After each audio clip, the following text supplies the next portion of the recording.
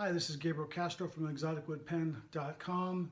In this video, we're going to be doing part 3 for the bespoke fountain pen section. So stay tuned and we will get started. Okay, so now we're off to the section. I'm starting out with this 19/64 by 1/2 inch. And then I'm going to do 7mm drilling, and then I'll turn the outside down.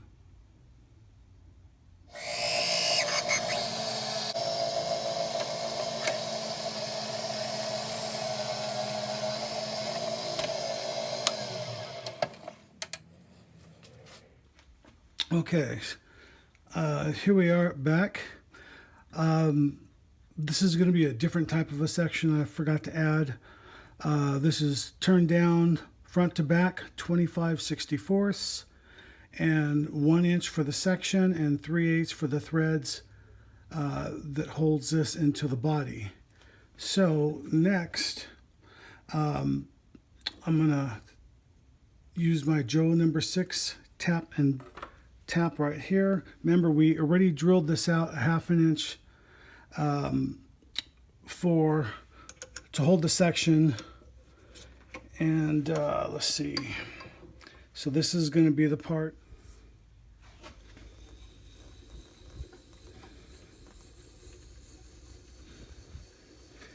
Now I'm tapping way too much, but a little more, little is better than not enough, I suppose.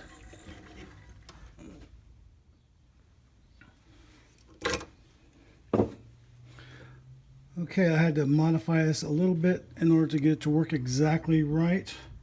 But anyway, that lines up in there. And you can see that pulling it in. And that's exactly what I'm looking for, just like that.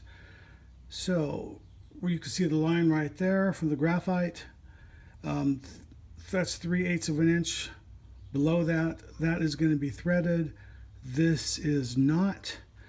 Now I'm going to cut a piece of redwood, and then we're going to slip that over on top of that, drill it out to match that, and then we will turn that down after. Okay, I switched jaws. Okay, I switched back to a 4-jaw chuck. And I've got a piece of scrap redwood in here, Redwood Burl, same wood as I've been using. I have a 25/64 inch drill bit in here. I'm just going to drill it all the way through. And then I'm going to put the, or I'll square it up, put the live center on it, and then round it down a bit.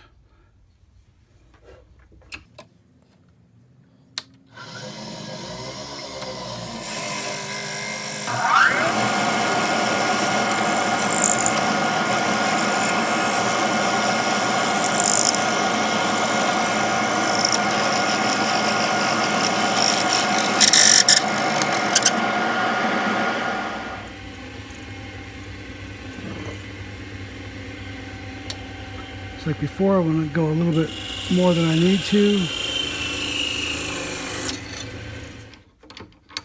One thing I should mention is I'm using unstabilized Redwood Burl. I bought one of those giant Burl clocks, Redwood Burl clocks at an antique store for like 50 bucks. I cut it up into a whole bunch of pieces of wood. I had 2 boxes of material. I sold 1 box for the same price I paid for the clock, and I have 1 box of material for me, so worked out pretty good, and it's nice looking wood. So if you get a chance, you should buy some of those if you come across them in an antique store. A lot of wood, and they sure finish up nice.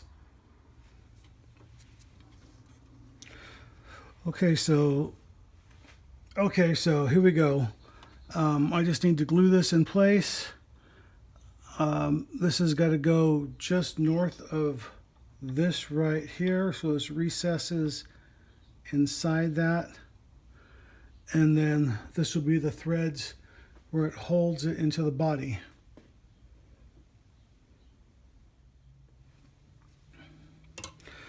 Okay, so this is a typical section. You've seen other, you can see other videos how I make this section like this. This one is going to be, it's pretty much the same except, you know, it's turned to the same diameter as this right here. That's what it's going to look like here with the threads. It is the same length overall, 1 inch. And instead of a shape like this, which I'm contemplating, I'm thinking about more just of a swoop design, but I'm not sure yet.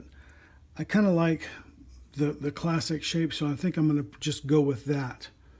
So because of that hole on the inside like that, the way it's stepped down inside on the front.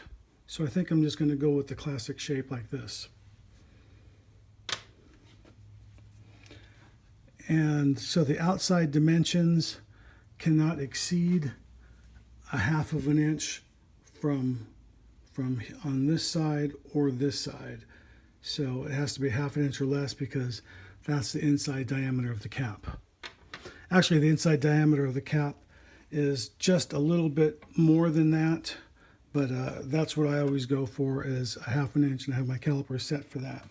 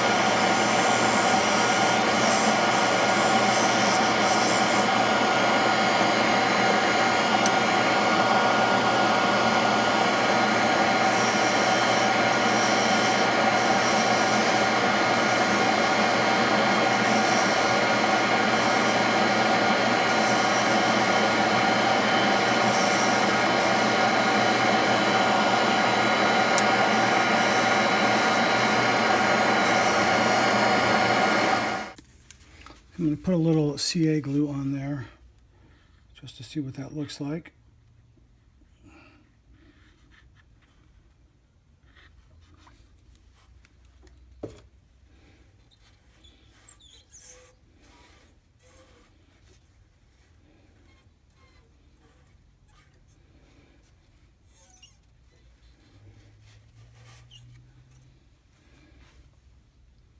Okay, that is in there, and that's held in place with a 1/2 inch.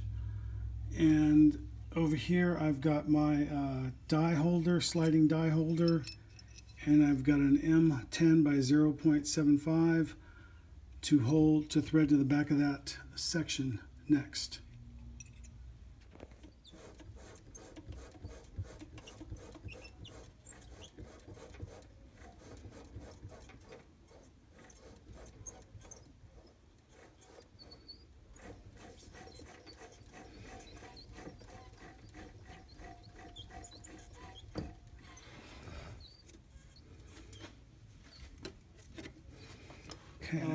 I'm just getting ready to wet sand it now. I just put several coats of CA glue. You can see I got a little bit of a drip right there. So we're just going to go ahead and wet sand that real quick. And I also sealed the inside with CA because when you dip it inside the ink bottle, I don't want that ink to permeate and stain the wood from the inside. Okay, let's recap what we did for the section, and you can see what that looks like. That is the 1-inch section that recesses inside that right there. This grips this right here, so that when this is turned, you can see that advance forward and back. So that's it. Okay, so let's take a look at the whole pen. This is our recap, so to speak. The cap came out really good with the body. I like the way everything works together. Let's unscrew that.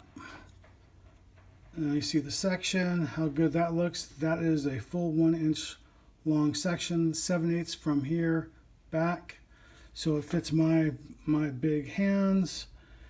And this tail right here, the reason we put the clear view window, let me spin that counterclockwise, and you can see that plunger move back and forth. And that is so that when you're filling the ink, you don't have to unscrew the section and dip it in there.